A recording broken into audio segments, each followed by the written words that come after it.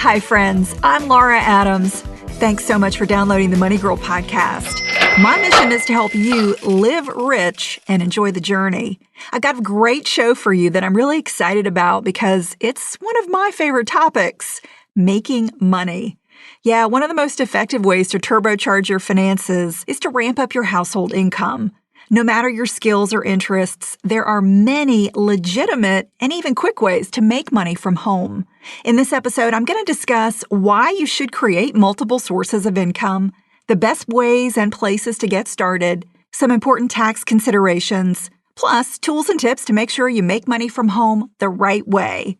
There will be tons of resources in this episode, so instead of trying to write them down or remember them, just follow up by visiting the Money Girl page at quickanddirtytips.com. Just look for episode number 382 called Your Guide to Make Money Legitimately from Home. Many people have realized that working for the same employer for 30 or 40 years and then retiring on a fat pension is an outdated, unrealistic work model. Not only are pensions a rare benefit these days, most people want a diversified career that reaches far beyond a single organization.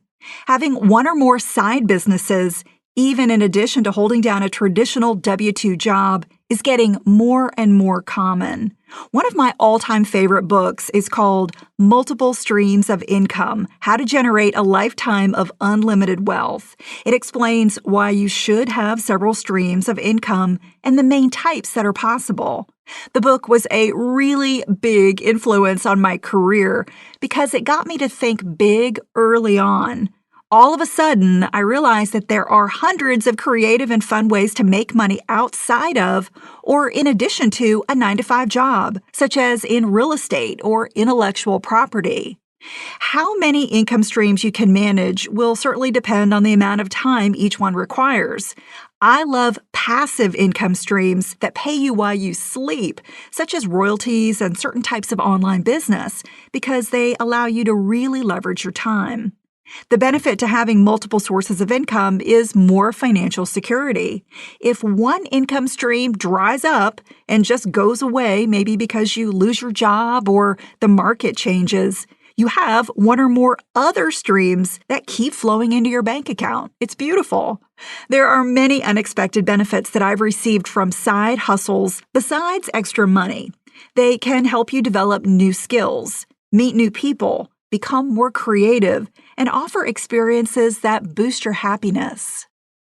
Here are 5 important tips and ideas to make more money working from home. Tip number 1, leverage skills you already have. To figure out what side hustles you should have, ask yourself these questions. When I have spare time, what do I enjoy doing? When people come to me for advice, what's it typically about? And what problem have I recently helped solve for someone that was easy for me? Maybe you're the go-to guy when a friend has a computer problem, a car problem, or needs advice about how to redecorate. Or maybe you love writing, cooking, doing graphic design, or taking pictures in your spare time. These are all great niches that you can monetize. Tip number 2, be open-minded about opportunities. There are 2 basic ways to make money from home: providing a product or a service to individuals or businesses.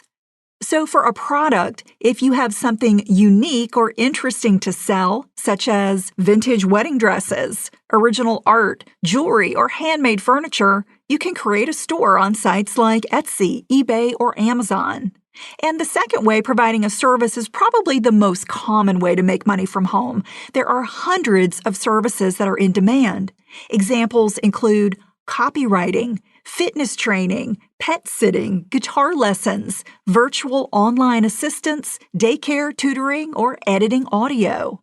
An increasing number of large companies are hiring remote workers for positions such as customer service representatives, advisors, trainers, graphic designers, and user experience analysts. Use a site like Indeed to do a job search for home-based opportunities.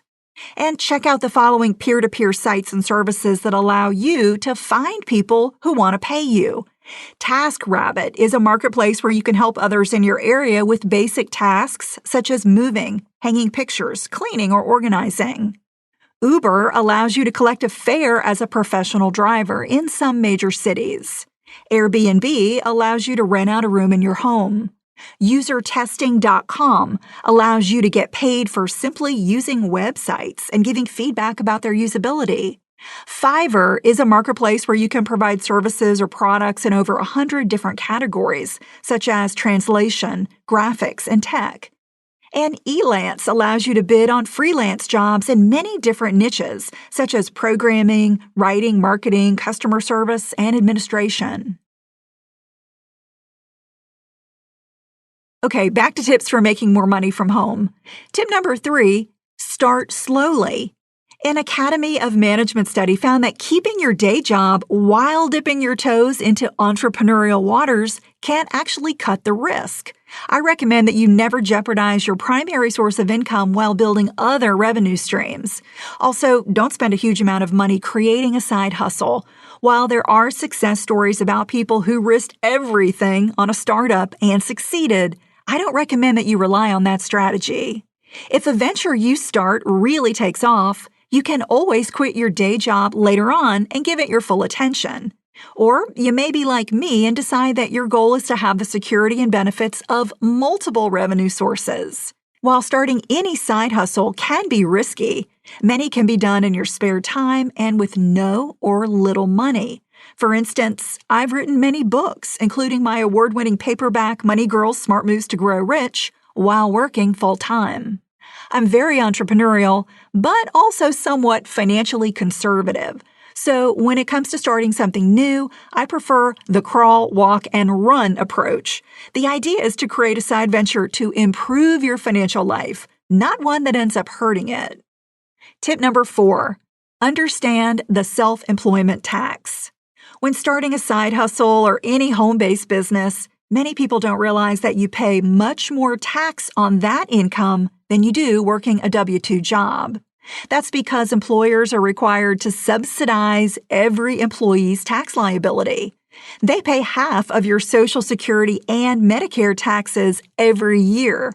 So no matter if you call yourself a freelancer, independent contractor, or entrepreneur, when you make money on the side, you're a small business owner. That means you're responsible for paying the whole tax enchilada.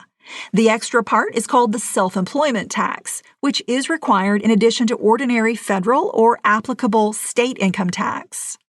For 2014, the self-employment income tax rate is 15.3% of net earnings from your business. That amount is made up of two parts. There's Social Security, which is 12.4%, and Medicare, which is 2.9%. You only pay Social Security on the first $117,000 of self-employment income. So my advice is to set aside a minimum of 30% of your side business income throughout the year. Work with a certified tax accountant because being self-employed generally requires you to make estimated tax payments every quarter based on your income projections. For more information, see IRS Publication 334, Tax Guide for Small Business. Tip number 5, take advantage of business tax deductions. While having to pay more tax is a bummer, the good news for entrepreneurs is that there are some nice tax benefits when you make money from home. For instance, you may qualify for the home office tax deduction if you have a dedicated workspace for your business where you live. You can deduct a portion of expenses that you'd have to pay anyway, such as rent, property taxes, and utilities when you have a qualified home office.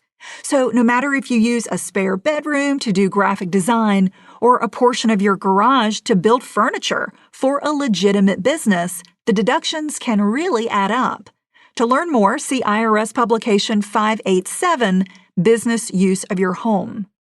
Additionally, expenses for running your business are deductible, such as office supplies, computer software, liability insurance, entertaining, or travel.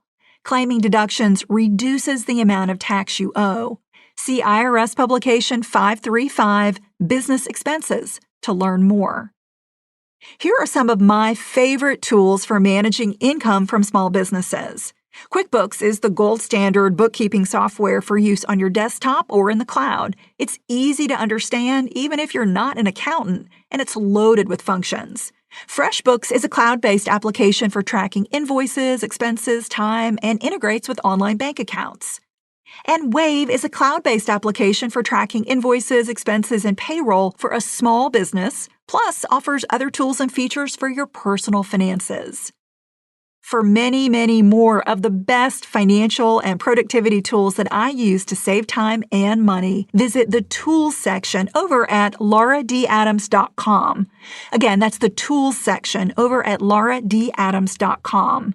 If you have money questions that you'd like for me to cover in a future podcast or newsletter, post them on the Money Girl Facebook page. Or tweet me at username @LauraAdams. It's the @ LauraAdams, no space. If you enjoy the show, I'd love for you to give Money Girl a short 5-star review on iTunes. It's easy to do and helps new people find and subscribe to the show. I'm glad you're listening. Cha-ching! That's all for now, courtesy of Money Girl, your guide to a richer life.